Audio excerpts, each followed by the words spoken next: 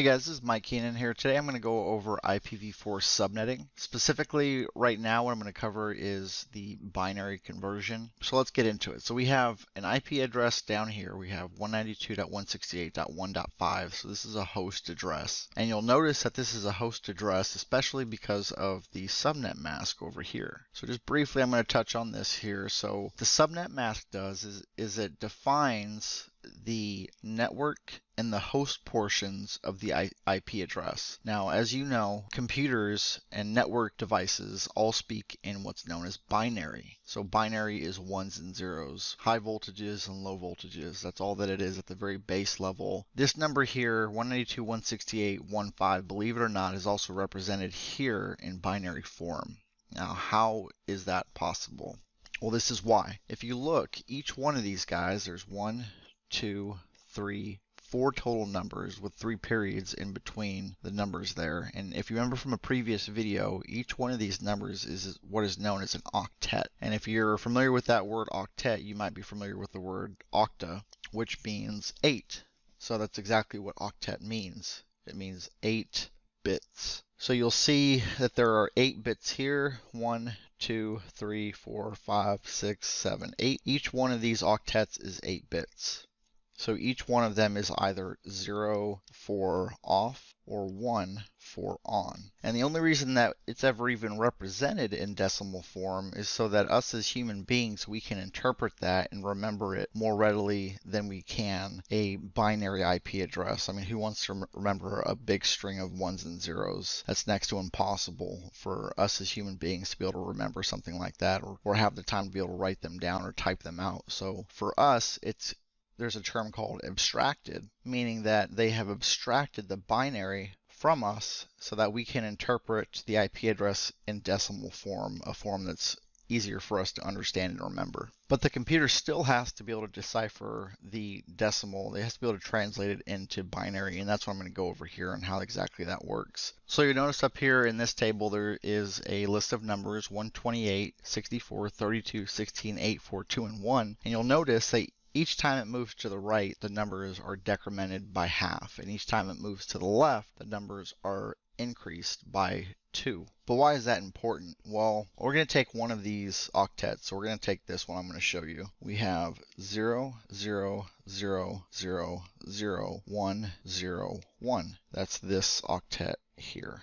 Now, if you notice over here, this octet is this octet here in decimal form. So believe it or not, this equals 5. But how? How does it equal 5? Well, I'm going to show you. So if we were to take this table up here and use it in this example, then what we would do is for here in this place, we would put a 1, 2, 4, 8, 16, 32, 64, and 128. So check that out. Each one of these numbers falls into one of the places of the ones and the zeros. So you notice this bit here, according to over here, what we said here, 1 equals on, this bit is on, and this represents the number 1.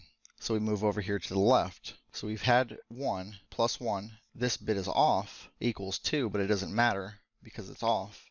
And this bit here is on, so we'll add this one, and the rest of them are all off. So we can just cross them out. But here and here, we need to add them to our number up here. So if we look, we can see 4 plus 1 is 5, which is what we get over here. We have 5. And you'll notice here, the next number, which is a 1, let me clear that off a little bit so it's easier to see.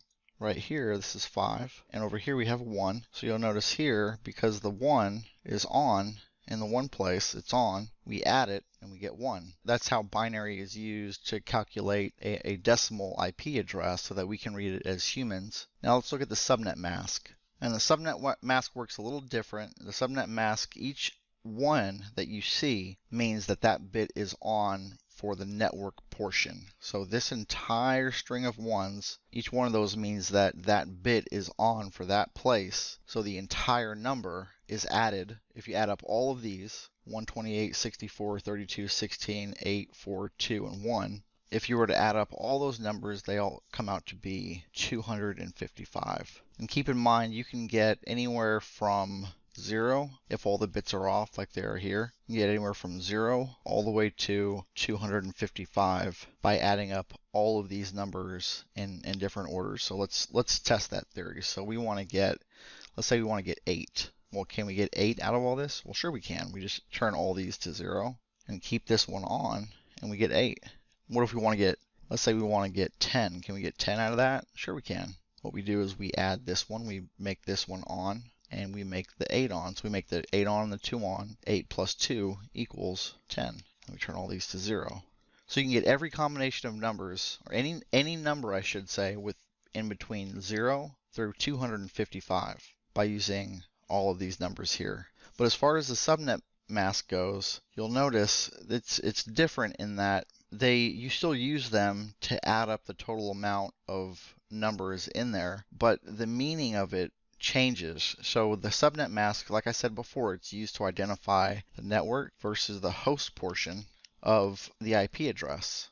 So it's important to remember that in the subnet mask, if one of the bits are on, that means that it equals a network. That is a network bit. So all of the bits here, because they're all on, according to the subnet mask, each one of these, every last one of them is a network bit, meaning that these, if you were to add these two numbers here, 128 plus 64, that equals 192. So 192 is part of the network. Over here, if you were to add 128 and you were to add 32 and you were to add 8, then you would get 168. So that is all part of the network portion of the IP address. And then here, of course, you just add 1, and because these are all on, all the network bits in the subnet mask are on, then this counts for the network. So if all of the 1s mean that it is part of the network, then all of the 0s mean that it's part of the host. So network portion, host portion. So we've identified our network portion here. This is the network portion. Because the first 3 octets are all on, that means 192.168.1 is the network. Anything after that, being the 0s, that means that it is a host. And you'll notice here that we've identified it here in decimal 255, 255, 255.0. The same principle applies to the subnet masks. You have 1s and 0s. And those 1s and 0s, like I said before, are going to equate to network and host portions of the IP address. And that this subnet mask over here, because all of the bits are on for the first 3 octets, that means that it equals 255, 255, 255. And because this last octet is all 0s, we get 0.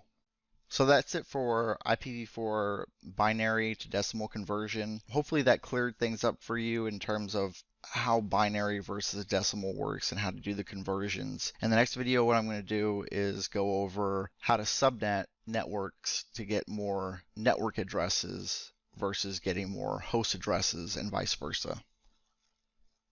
I hope you liked this video. I hope you learned something. Don't forget to like and subscribe, and I'll see you in the next one.